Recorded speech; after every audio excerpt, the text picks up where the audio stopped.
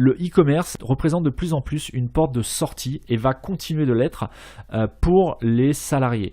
Il y a une étude qui a été menée par YouGov, donc c'est une société d'études de marché, et Payplug, donc c'est une étude qui a été faite en collaboration entre YouGov et Payplug. Payplug, c'est une solution de paiement en ligne, une étude qui a été réalisée en 2018, qui montre qu'il y a de plus en plus de salariés qui souhaitent quitter leur job, qui souhaitent quitter leur emploi pour se lancer en indépendant dans le e-commerce et donc devenir leur propre patron.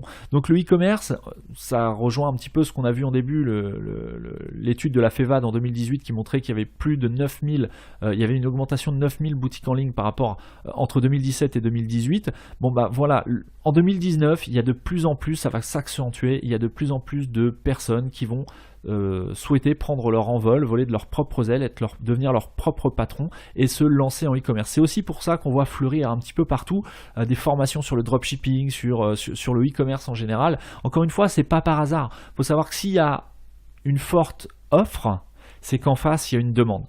Les formateurs, les personnes qui mettent au point des formations, dites-vous bien qu'ils ne font pas ça par hasard, et d'autant plus si vous en voyez de plus en plus, c'est qu'il y a vraiment quelque chose, un créneau à prendre. Donc c'est peut-être le moment de vous lancer en e-commerce, de tester. Alors attention, j'engage personne à quitter son emploi, je vous dis simplement que c'est une tendance, c'est une prédiction. Pour l'année 2019, il y aura de plus en plus de personnes qui vont démissionner. Et donc l'étude YouGov, réalisée par YouGov et Payplug, montrait qu'un Français sur 4 était prêt à démissionner pour se lancer en e-commerce. Donc ça représente quand même 25% des Français, ce qui est énorme. Donc 25% des salariés, c'est énorme. 1 sur 4 est prêt à démissionner pour lancer son activité indépendante de vente en ligne. On observe parallèlement à ça de plus en plus de logiciels en mode SaaS, Software as a Service. Donc c'est un petit peu les Shopify, tous les systèmes e-commerce qui vous permettent de monter votre boutique assez facilement en quelques clics, moyennant un abonnement de quelques euros, quelques dizaines d'euros par mois. Donc en fait, ça permet de rendre accessible au plus grand nombre le business en ligne, quoi. C'est de plus en plus facile aujourd'hui de mettre en place un site e-commerce. J'en parlais dans un épisode précédent, la difficulté aujourd'hui c'est plus de créer un site e-commerce, quoique attention, il y a site e-commerce et site e-commerce, bien entendu le rôle des agences web ou des agences e-commerce, voilà, on n'a pas les mêmes fonctionnalités quand on monte soi-même son Shopify dans son coin pour 29 ou 39 euros par mois. Je ne connais même pas la mensualité de chez Shopify, mais on n'a pas les mêmes fonctionnalités, les mêmes enjeux, les mêmes objectifs entre une boutique qui va vous coûter 29 euros par mois et un véritable projet structuré avec éventuellement un financement de la banque qui va consister à mettre en place un véritable outil de vente, un vrai business en ligne avec un business plan. C'est deux approches totalement différentes, mais dans les deux cas, on parle de vente en ligne.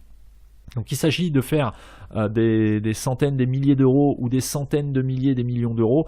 On parle là du e-commerce. Le e-commerce va de plus en plus se développer en 2019 puisqu'il y a de plus en plus de Français qui sont prêts à démissionner pour se lancer en ligne.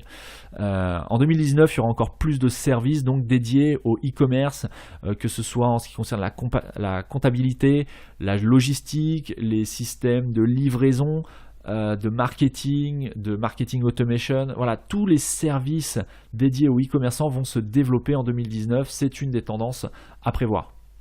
Ensuite, j'ai noté sur mes notes le SXO vs le SEO. En 2017, SEMrush, qui est un outil d'analyse de trafic, de mots-clés, de positionnement de sites sur certains mots-clés sur Google, bref, c'est un outil d'analyse web, SEMrush, j'en ai déjà parlé dans d'autres épisodes, a réalisé une étude en 2017 qui montrait que 4 visites sur 10 sont issus de recherche organique, c'est-à-dire des moteurs de recherche. Sur un site, sur 10 visites que vous recevez, il y en a 4 qui sont issus des moteurs de recherche. Ça veut dire quoi ?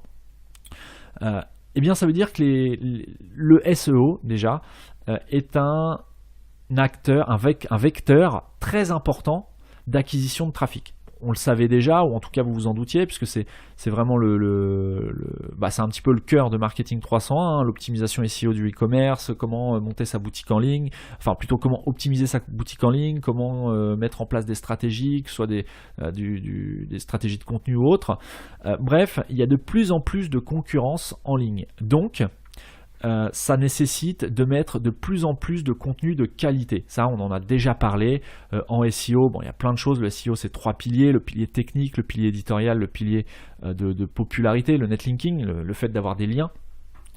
Mais on va, en 2019, pousser un petit peu ces besoins d'optimisation et on tend de plus en plus vers une optimisation de type SXO pour Search Experience Optimization, c'est-à-dire qu'on va plus simplement se contenter de mettre en ligne des contenus et d'optimiser la vitesse du site et autres, ce qu'on peut voir en SEO classique, mais on va rajouter à ça une tendance d'amélioration d'expérience des utilisateurs, l'UX, le User Experience. Donc l'expérience utilisateur va être de plus en plus important, surtout en ce qui concerne la fluidité de navigation. Si vous êtes en train de monter votre boutique en ligne, faites quelque chose le plus épuré, le plus fluide possible. C'est vraiment la tendance 2019.